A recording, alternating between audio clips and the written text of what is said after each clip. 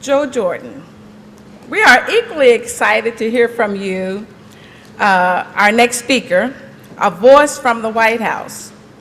Joe Jordan is the Administrator for Federal Procurement Policy and has served in this position since May of last year. Joe brings a fresh perspective to his job with prior experience at the Small Business Administration, McKinsey & Company, and as well as 2 tech firms, Backwire and Leap Wireless. Joe's experience as associate producer of Hardball with Chris Matthews will undoubtedly help him in this job. As administrator, Joe is responsible for developing and implementing acquisition policies, supporting over $500 billion in spending. He is a great advocate for the acquisition workforce. His focus on innovation and strategic sourcing fits very nicely with our agenda today, and he will help set the stage for the rest of our conference. His data-driven approach to better policy and better government couldn't have come at a better time. Okay, now, I'm going to need your help. Before I bring Mr. Jordan to the stage, I need you to answer a relatively simple question. Now, and depending on how you answer this question, Joe may have to rewrite his speech. Now, I'm told that scientists all across the universe has studied this dilemma for hundreds of years, amazingly from coast to coast, and they all come up with a different answer. And the question is simply, which came first, the acorn or the tree? Anybody? Which came first? Tree. The acorn or the tree? The tree? You think it was a tree? Well, let me tell you, my answer is neither. They both have seeds. Now, our speakers have planted seeds. John Shiraka, who spoke earlier, through his years of dedicated service, and now you'll hear it from Joe Jordan. Mr. Jordan, please join us.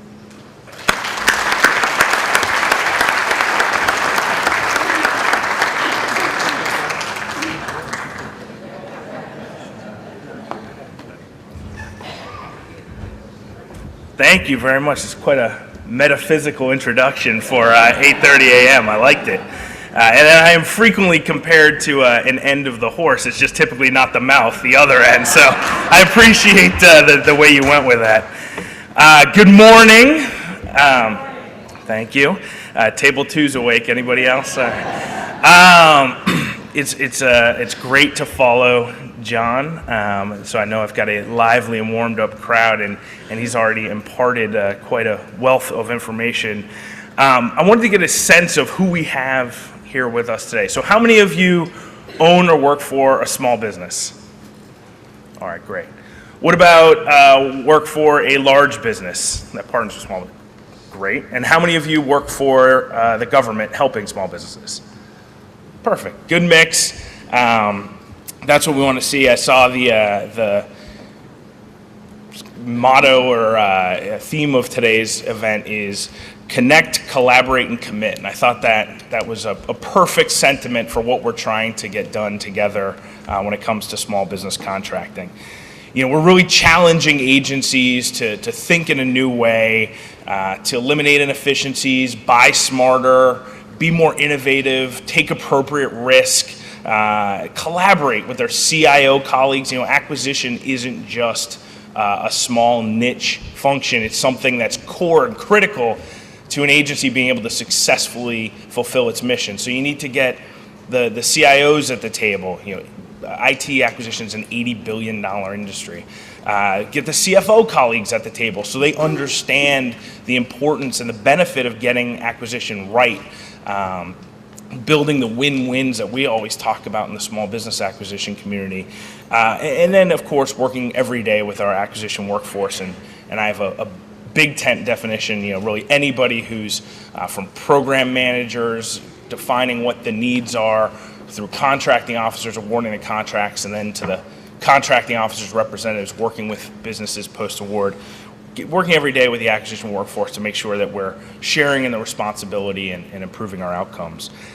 one of my major goals is to kind of change the mindset a little bit from a world of getting a lot of, I think this is what's happening, I feel, I see, I hear, to a data-driven, fact-based discussion where we can take some of the supposition out of it and engage on what's really going on. And that's a challenge, especially in this town. So, we're doing a whole host of things in regards to our data, be it past performance data, prices paid information, the quality of the data in our federal procurement data system, all these types of areas, so that we can engage in a more productive and data-driven dialogue with all of you and really help to improve. Now, we have achieved some significant results in terms of buying smarter and really being cognizant of every last taxpayer dollar. Last year, in fiscal year 2012, we reduced contract spending by $20 billion over the year before. We're working with agencies, again, to make sure they understand exactly what they need. In some cases, that means buying less, but in every area, buying smarter, and that means reaching out to the innovative and entrepreneurial small businesses who can provide these goods and services that they need. Now, we have a unique and, it really is an unprecedented budgetary situation right now with the sequester, and while that's kind of a one-off thing that I hope goes away, the overall fiscal restraint is unlikely to go away anytime soon. So what does that mean for small businesses like yourselves or large businesses or those of us in the government? A few things. One, it means this whole concept of saving money but still focusing on fulfilling agency missions is here to stay. And when you talk about the collaborate piece of this is where you need to be focused. It can't just be what worked before will work in perpetuity. There's a new mindset on part of the agency. They are looking for ways to collaborate with you to save money and get the goods and services they need, and you should be focused on helping them do that. In that same spirit, though, you never waste a crisis. We've got an opportunity in these challenging times to get in front of agencies and make them understand how we can help them buy better, buy smarter. And there is a very receptive audience to any idea that can help them get what they need from the folks that they're trying to reach out to and do so at a reasonable price. But it does for sure mean that we're facing some headwinds when it comes to our small business goals that are very important to me and, of course, John and all of you. And we've got to make sure that we're even more vigilant than usual if that's possible, because there are no excuses. We've got to hit the goals. We've got to maximize our utilization of small businesses. But there's a new kind of budgetary climate that we've got to work through. Now, I always, as much as I was teed up as the horse's mouth, the true, when you look at what is the administration really thinking, it's not always, what someone like me comes up to tell you. It's you look at what's actually being proposed, what's actually going on. And just yesterday, the president released his proposal for the fiscal year 14 budget. And so as you look through there and see, what the administration is looking to plus up or rein in spending on, one of the things that I would point you to is, in terms of the very issue we're talking about today, the president asked for $4 million in additional funding for the Small Business Administration so that they could hire 32 more procurement center representatives and commercial marketing representatives for John's team. And I think it is a big deal.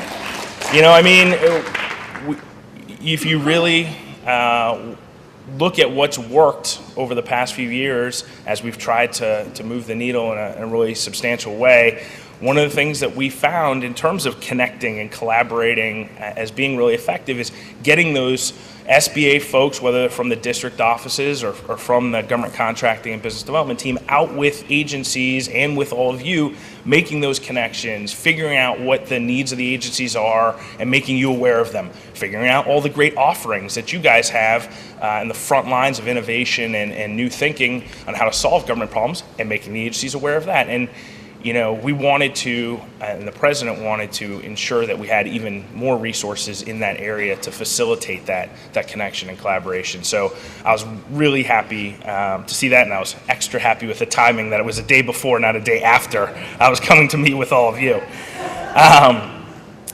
People ask me, okay, so what are your top priorities at OFPP. And I'm going to go through those now pretty quickly because I want to leave time for questions and answers. But I really have 3 buckets of priorities. The first I've talked a little bit about already is buying smarter. How do we get better outcomes at a lower cost? Second, building the right supplier relationships, and I'll talk about what that means in a moment. And then third, developing our acquisition workforce.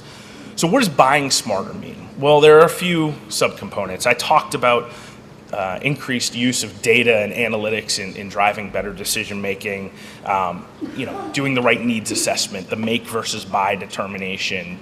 Do we need a new contract here, or is there something out there already that will serve our needs, reducing duplication, all those types of things.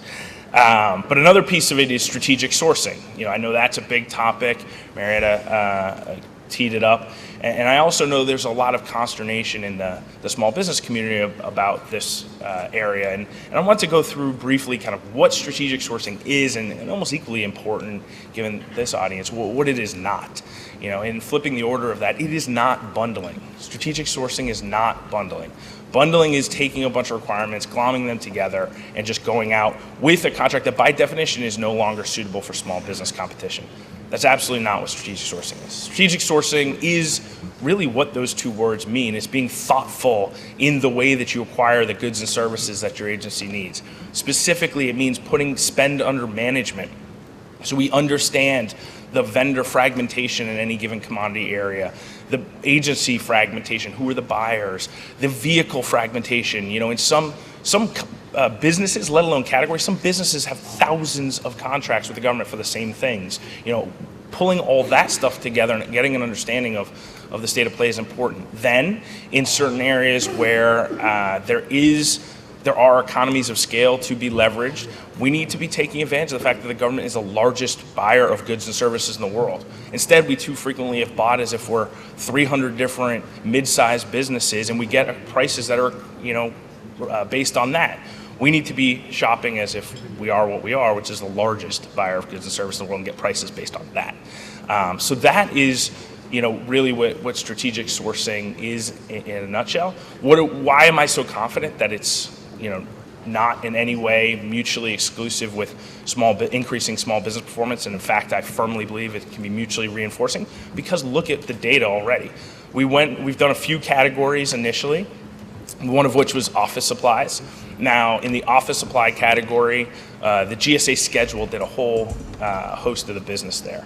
And small businesses were getting over 60% of the dollars through the GSA schedule for office supplies. So this is when I was at SBA. I was brought into the team that was looking at strategic sourcing, and they said what they were doing. I was really nervous, because if you've got a 23% goal, obviously any category that's at 60% is really robust small business participation. Well, they said, no, we're going to make sure that small businesses are active participants. We've reaching out to this various socioeconomic subcategories, etc.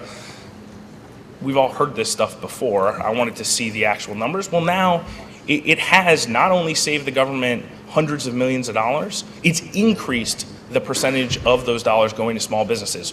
The percentage of dollars in the office supply OS2, the second iteration of the office supply strategic sourcing vehicle, going to small businesses, over 72%. So we've saved hundreds of millions of taxpayer dollars. We've increased small business utilization. It is a win-win. Here's the issue. Not every small business that was selling a commodity to the government that then gets to keep selling it. There are winners and losers. That's okay. This is a competitive environment. This is not a handout. The issue is we need to make sure that, 1, we're very transparent in the way that we set up these vehicles. 2, we've got, again, transparent and also robust competition. So the playing field is understood and fair, focused on small business, but then among those small business participants, people understand what what you're bidding on and what the decision criteria are. Then 3rd, post-award, making sure that we've got good understanding and back and forth with the businesses that were unsuccessful offers, so that we can say, here's the gap between the winners and you, and here are the areas you fell down, and work with other components of SBA to develop your business so you can be more competitive in the future. From my role, I've got to make sure, yes, we are increasing our utilization of small business, and it is critically important to me. It's a personal passion of mine, but we're also saving money for the government, and that means the same thing it means when you guys buy all the stuff to supply your businesses, getting the highest quality good or service at the lowest possible price. So combining those things, I think, is absolutely possible. How do we do it? How are we going about it as we double down on these efforts? We created a strategic sourcing leadership council.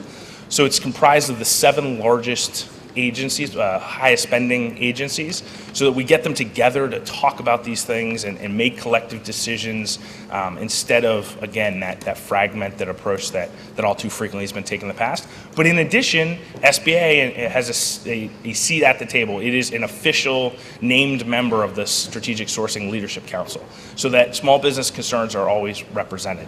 Secondly, in the guidance document that went out to agencies about strategic sourcing, and you can look this up, there's an entire section, it's a December 6th of last year memo, there's an entire section on small business participation. And what it says, and this is important, is that for every one of these categories that we want to strategically source, the team that's focused on that area has to set a baseline for small business participation, i.e. look at what small businesses are getting now. So don't move forward until you have that understanding. Don't guess. Again, I've talked a lot about my belief in data-driven analytic approaches. So understand what are small businesses getting in that category, and then set a goal to, at a minimum, meet that, but hopefully increase the utilization as we've seen done in the past. Every team understands that. It does help that they know my background and my passion for small businesses, so they want to make sure that that's an element of every one of these vehicles. But it'll be an iterative process. It's more of a crawl, walk, run versus we've fully cracked the code and we understand everything. And that's why it's important that SBA is a part of the conversation, and all of you are part of the conversation ongoing. But I wanted to talk a little about that. We've also done a few other things which I think are important. We got interagency contracting off the GAO high risk list. This is the first time in, recorded history that anything in the procurement world has come off the GAO high risk list. I think they were using stone tablets the last time we did something like this. And this is a really helpful big deal because, one of the things I heard a lot of, and I still hear a lot from small businesses, is the challenge of this contract duplication. You don't have the back office resources to do 50, 100 bid and proposals as all these different agencies set up all these different vehicles. If we're having multi-agency, multiple award vehicles, and which by the way, when you look at the spending over the last 5-10 years, the percent of government spending going through these interagency or multiple award vehicles gone up and up and up.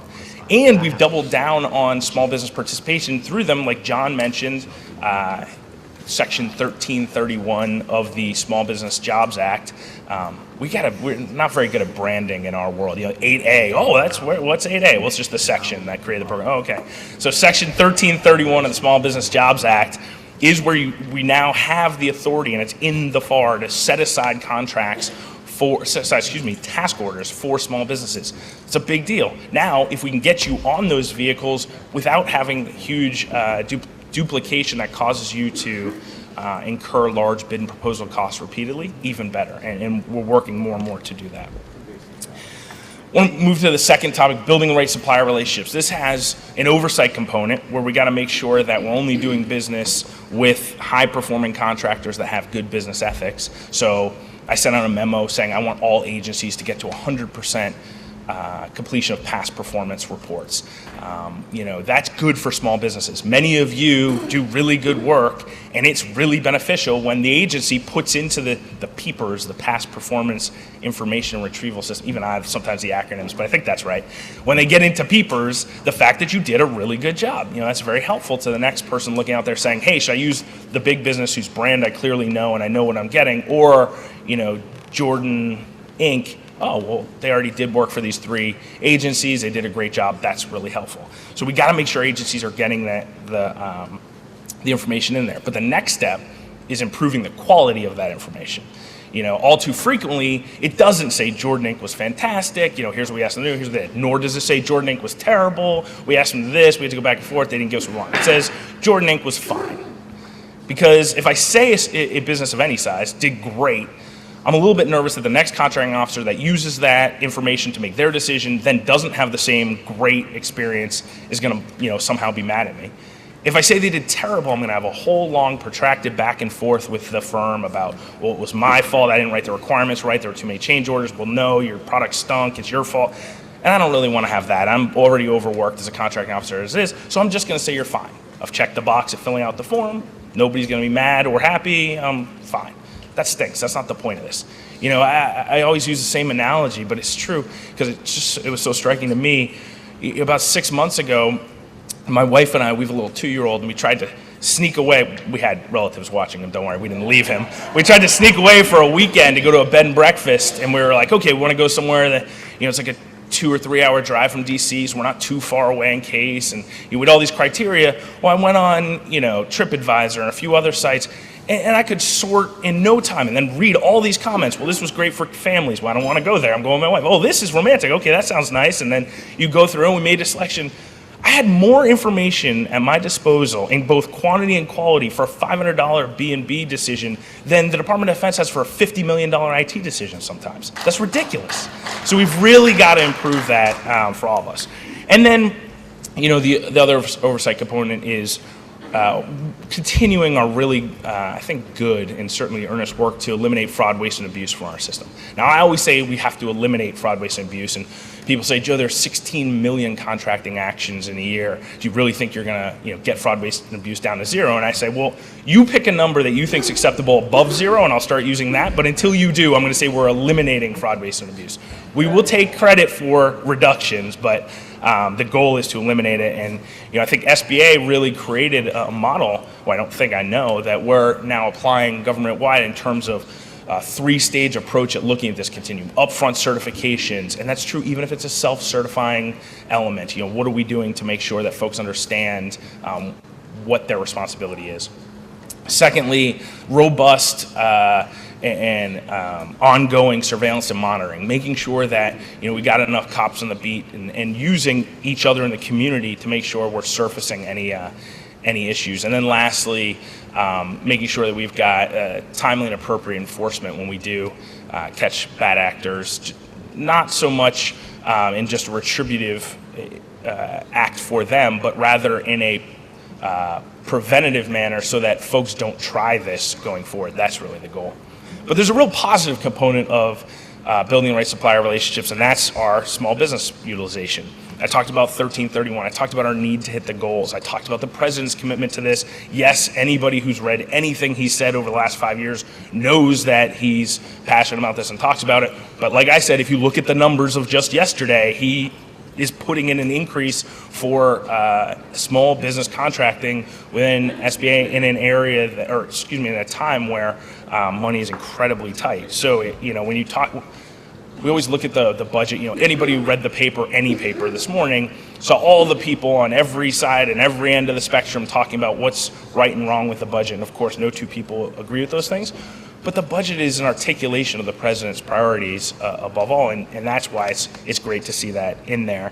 The redoubling of small business participation under the simplified acquisition threshold, like John said, and then driving real innovation. One of the things that I've really liked is RFP-EZ, which is a pilot that SBA developed with some presidential innovation fellows.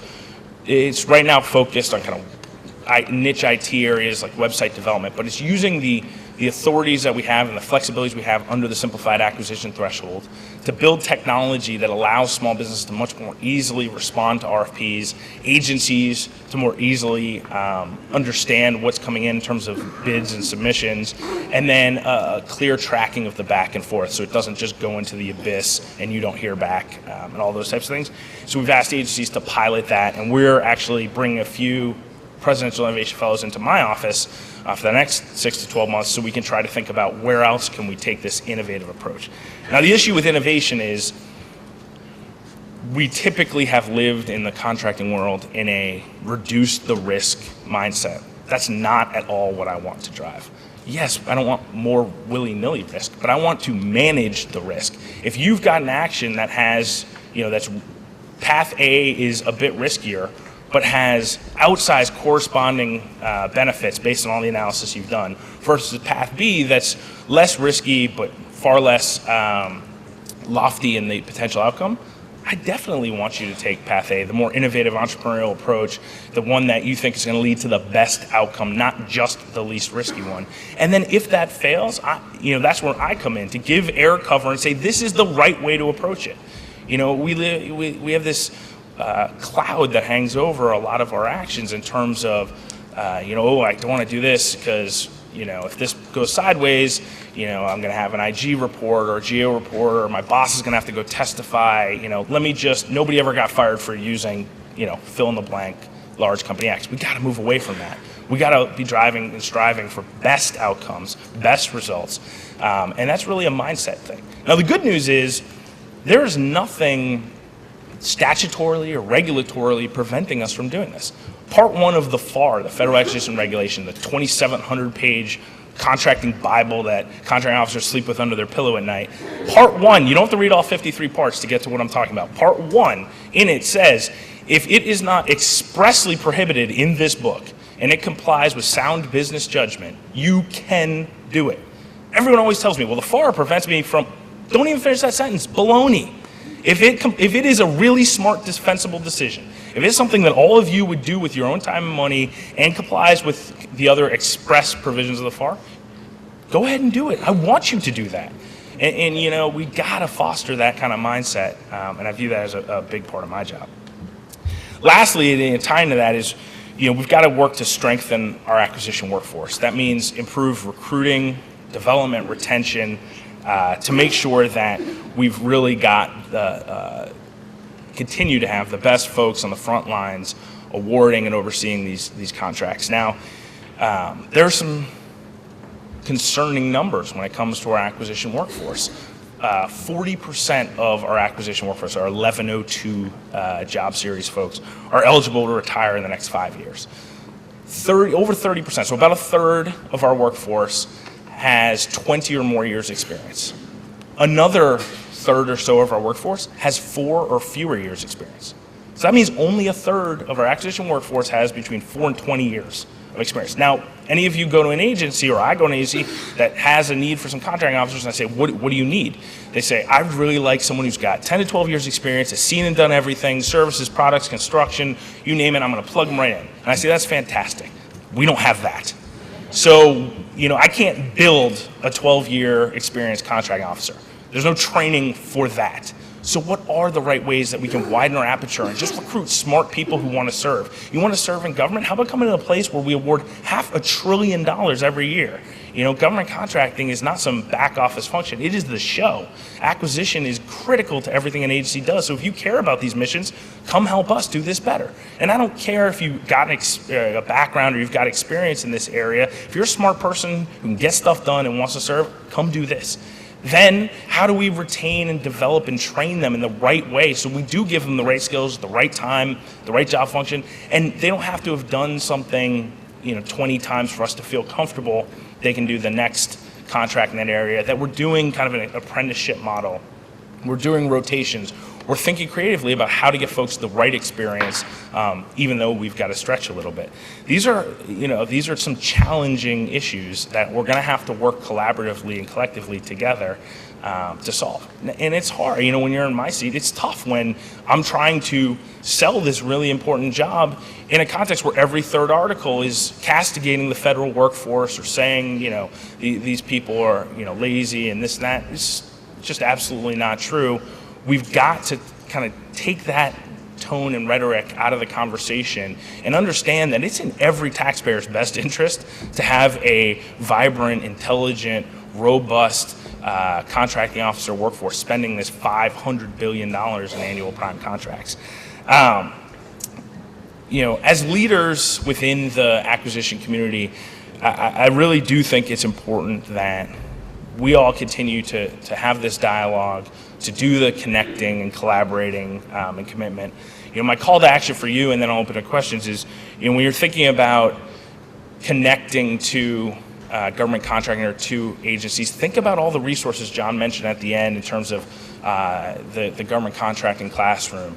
You've got Eugene Cornelius from the district office staff, the field office SBA structure here. How many of you have been to an SBA district office? All right, that is far fewer hands than went up when I first asked how many of you work for or own a small business. Pop in, go online and check out some of the free, this is all free. I haven't said anything that costs you a dime yet. So, go online and check out some of these courses. Go talk to some of the incredibly good, dedicated, smart district office, field office, and area office personnel, and get connected to these great free resources. Secondly, collaboration. I talked about this at the beginning. You've got to be connecting with the agencies in a way that shows the value that you can drive, and not in a necessarily just in a sales pitchy, hey, I've got the best mousetrap ever, so let me come in and pitch it to you. Yeah, that's going to be a part of the process, but it's more here is what you need. I see this, here's what we offer, and here's that way that we can collaborate to get something done. You've got a problem you've identified, you've got a contract out there, here's how we can collaborate to get this done. We're going to drive better results, we're going to save you money, etc. And that goes to the last one, commitment. You've got to be committed to getting the results. This is not the environment where it's, hey, I am a small business, or fill in the blank socioeconomic category. You are agency X who has not met your goals, therefore pay me money. No. It's what are the results that you're giving this agency? I would if I was building an addition on my house, I don't actually own a house, but if I owned a house and then was building an addition, I wouldn't have somebody come in and say, hey, I'm a great contractor. I'm also in whatever category you've expressed you wanted to do business with, therefore, obviously you'll hire me. No, you would tell me all of the other additions you've done and how successful they were, and they're all still standing, and came in under time and under budget, all those types of things. That's the spirit of the conversation we need to have now. That's what I'm challenging all you to go out and do. And what I'm committing back to you is that myself, my team, SBA and their team are here to help and to partner and to make you successful. So with that, I will turn it over to questions. Yes, sir. Oh, sorry.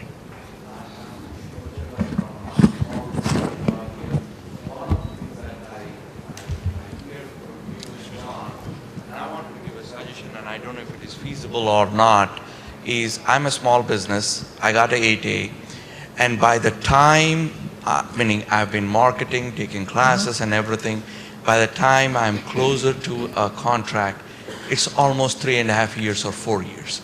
And that eats up into my 9-year contract limitations and stuff like that.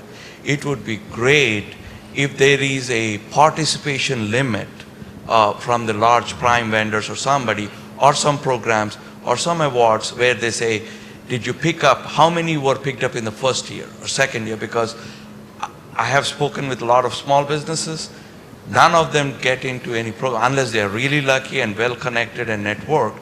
The networking takes about 2.5 to 3 years, and it eats up into the timeline.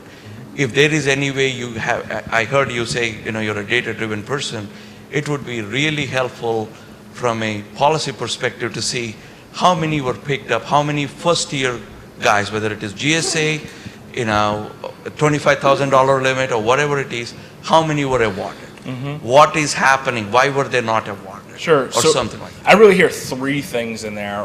One is around kind of the 9-year 8A term, and that's one of the classic conundrums is at SBA, we tried, and I know John's trying to, make sure that firms that are accepting that program already are, there's a whole set of criteria to be ready to utilize that business development program to its maximum benefit.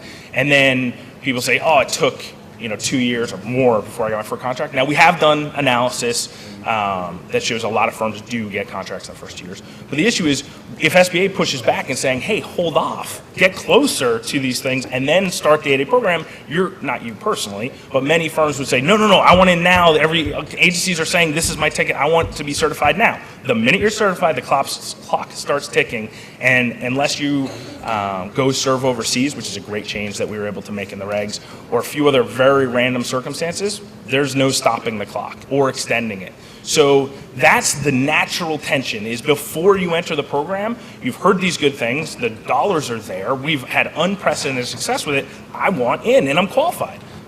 Okay, but then you get in, you realize that the average timeline for any contract is, 4 to 14 months, and that's per contract, and there's a cycle, and then you need to become aware of them, and we need to, work with you to help get you in front of various businesses. Now, time has elapsed, and you're like, hey, I'm moving closer and closer towards that 9-year window.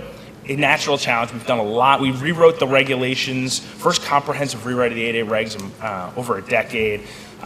We've done some realignment in the district offices to really ensure that that business development is happening, that it's not just a contracting program, which I heard John talk about, and I couldn't agree more with, and do some of those things. But there's no doubt we're in a cycle of continuous improvement. There's two other things, though, that you were asking. One is, hey, making sure that we're working with the agencies so that they don't use that as a way to just keep contracting with one firm, and they understand the business development aspects, and they think, hey, this is a contract that would work for that program, and effectively look at all the firms that are out there. And we work with all the agencies on that front, for all the programs, not just 8A, but that is a big issue.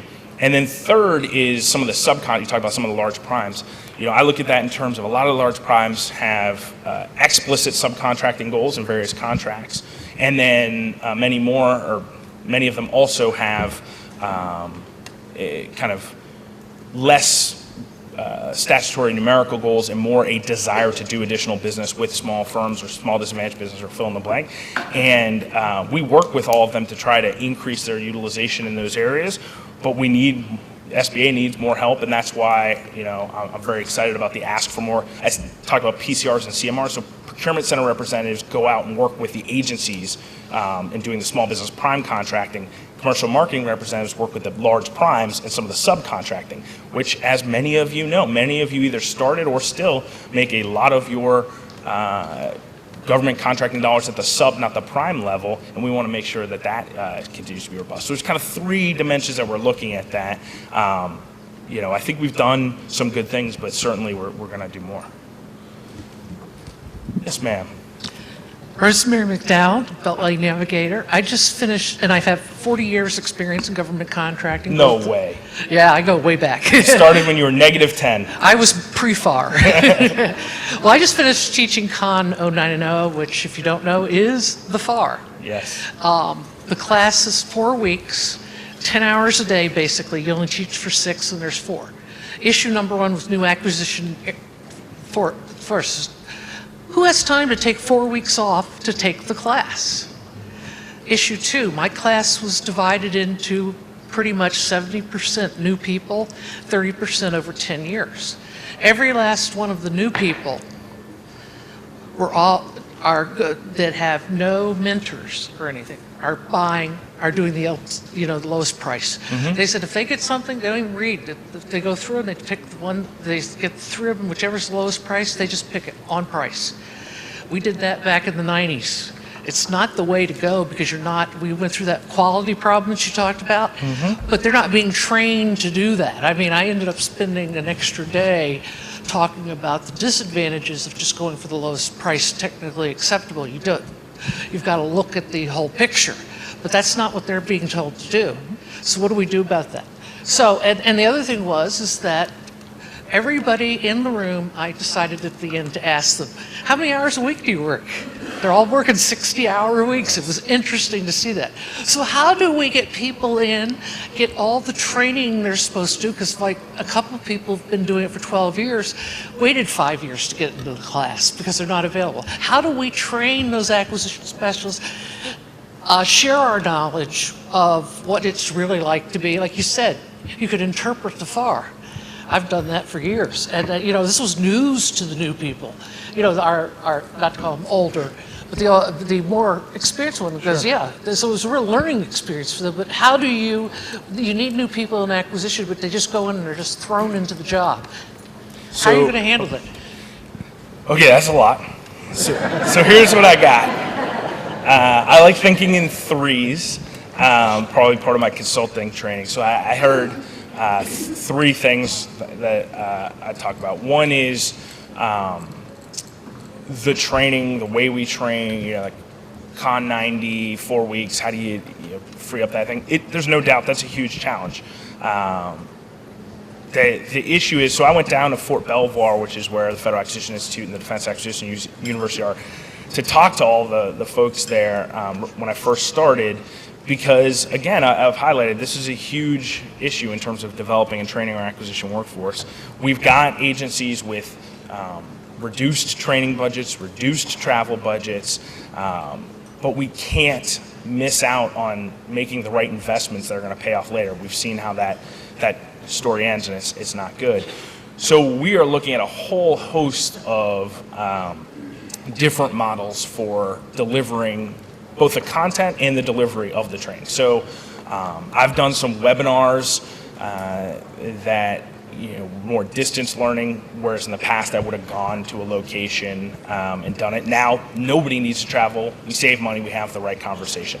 They're putting more resources into the online offerings and the facilitated distance learning model because we've seen some successes there. There are some areas where classroom training is just by far the best way to do it, and there it's also a focus on what's the right content to deliver, what's the right length of time, etc. We don't want to put undertrained folks out there with a warrant to spend taxpayer dollars. However, there's a whole balancing act that needs to happen, and I think you're absolutely right. Second, I'll skip. There's a middle one about LPTA I'll talk about, but then the next one was around the workload of our contracting officers. Hey, I agree. So what are we doing about it? I think we've done a lot in this administration in the last 4 or 5 years that I've been here. And two things I would point to. One, for the previous, if you look at the previous decade before 2008, you saw prime contracting dollars go up by 12% a year, compound annual growth rate of 12%. You saw the number of contracting officers go down. That makes no sense. That makes no sense. Look, I worked for a relatively good consulting firm. I know do more with less. That type of chart does not work when you're spending $500 billion.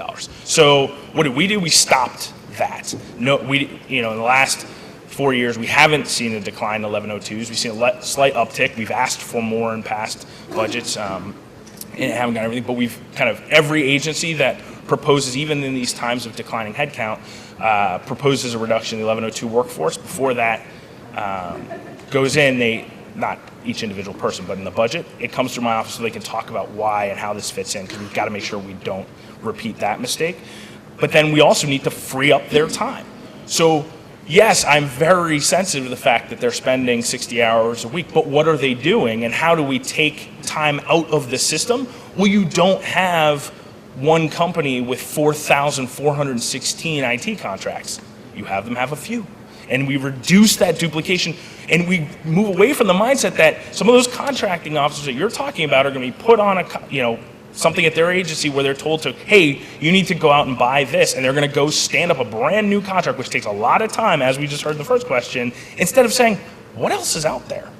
Maybe I could just go here, and instead of 14 months, I could have this done in 4 weeks.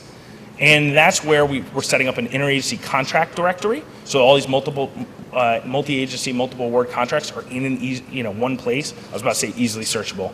That may be a few iterations down the road, but searchable and in one place with prices paid information, so you understand if you're getting a good deal and all these types of things, right? Like it should be for in a commodity area more like Amazon, where I just put in, or pick your shopping site of choice, and put what you want in, and it tells you not just one thing, but all the offerings they have sorted by whatever you're looking for, and it takes a lot of time out of it. We've got some of the, DoD will say we have email, GSA would say we have, okay, but we've got to make some serious improvements in there. And then lastly, LPTA, this for those of you who don't know is where instead of looking at the totality of the offer and making a best value determination, you look at the offers that are all technically acceptable and choose the one that has the low price. That has a place. I'm not anti low price technically acceptable, especially in commodity areas where now price needs to mean cost. You can't have a bunch of fuzzy terms and conditions that make it more expensive on the back end. But if you're buying the same exact SKU, why would I pay for the one with the same terms? Again, I do want you taking the low price one. On the flip side, we buy 60% of what we buy is services, not items. Our rules are not all as services focused as they should be. They're more goods focused because that's what we used to buy. And we need to really make sure that agencies are using the appropriate method to award the contract, which many times is not LPTA. Do we have time for? Okay, good. We have time for one more question. You might want to give your Twitter handle for all those. Oh people who yeah, watch so I'm that on you're giving Twitter out. now. I tweet. My wife told me last night though I haven't tweeted in a while, so I'll put something down about this. It's at OFPPJoe. At OFPPJoe. I don't know if I say the ad or that's just implied, but I say I don't know. I'm new to the Twitterverse. The next office, or the office next to me is Steve Van Rokel, is the federal CIO, and he always makes fun of me about this. But I'm on Twitter. Okay, thank you. Good plug. Hi, Nancy Susla from TechFlow. Hi, Nancy. My question is a follow-up to what you just were talking about, and it's the focus on on reducing the number of IDIQs, or reducing the number of contracts. However, I would submit, and I've thought this for maybe 20 years when the rules really started changing back in 1994, 1996, that the time is not consumed so much in the boilerplate around these contracts, but the real labor and the real skill is involved in formulating the statement of work. Yeah. In the past year, I alone, and I'm not as aggressive as many people, but I alone have worked on 3 different help desk services types of task orders. I've worked on 3 different O&M proposals. I've worked on 3 different applications development programs. And you know what? If you were to ask me what are the substantive differences between those statements of work, I would be at a loss to really tell you. So my proposition is that not only maintaining a library of IDIQ contracts, but what about a library of these really basic types of services that agencies require across the board? It would save tremendous time and have it indexed and accessible. Nancy is a great point. So certainly something that our team's been giving a lot of thinking to as well. Here's one of the first steps is, I mentioned that RFPEZ. One of it's got kind of 3 modules. And the first one is called SOW Composer, Statement of Work Composer, where the IT folks of these presidential innovation fellows that went around and looked at all the contracts, they came to the same conclusion you did. Wait a minute, why are there all these different statements of work that are this much different in 90% of the sections? And then, the main, what exactly are we buying, is not as robust and detailed as it should be. Can't we just standardize, the language is pretty standard, but have a place where you could just cut and paste all of these pieces and then spend your time giving a really good understanding to the potential offerers, what is it you're buying, what are you looking for, and spend all your time up there. So shave money out of the entire process and improve the quality of the statement of work. Totally agree. So they built this for these specific small dollar contracts, and it works a lot like, I don't know if any of you ever ordered a Domino's pizza online, but you don't have to type in all the things you want. It's, I want this kind of, okay, well, that brings up all these options, and you check the right boxes. Well, I don't want these, I need these. You should just do that with a contract. This is the type of contract I'm buying. Okay, well, here are all the clauses. Well, I don't actually need that clause. I don't need that clause. I got to make sure I have these. And then, the process comes like that. You're not typing all these things out. And all the better if you have kind of a quick pull of in any of those buckets it is different. You've got all of those, the library of the catalog of past language as well. So it's not, you're eliminating the rework and you're putting your time into a really robust understanding, building the understanding of what you're buying. How do we expand that for a larger universe of contracts, both in terms of step 1, which is that kind of putting out there the catalog or the full complement of statements of work, the examples, library. And then secondly, automating it so that it's really easy, it's tied into the contract writing systems. It's going to take a little time, but I think I could not agree more that is a real way to improve. Congress I think it was in the NDA or one of the recent bills, they all run together sometimes with me, what congressional responsibilities have been foisted upon me. It has asked us to look at all of the contract writing systems and catalog what data elements they have and ask for, and then try to standardize those elements. At the end of the day, of course, I think we'd all want one contract writing system that was standard. Given where we are now, that's a pretty expensive and long-term lift. So let's at first kind of look at what these elements are. Then we can tie it to building these statements of work that are better and easier to create, and then we'll get better outcomes on the back end. So I totally agree. With that, I will bid you adieu. I looked at the rest of the agenda. You've got a great day ahead of you. And if you have any follow-up questions or I can ever be helpful, you look me up or you can tweet or I don't know how Twitter works. But I look forward to continuing the dialogue.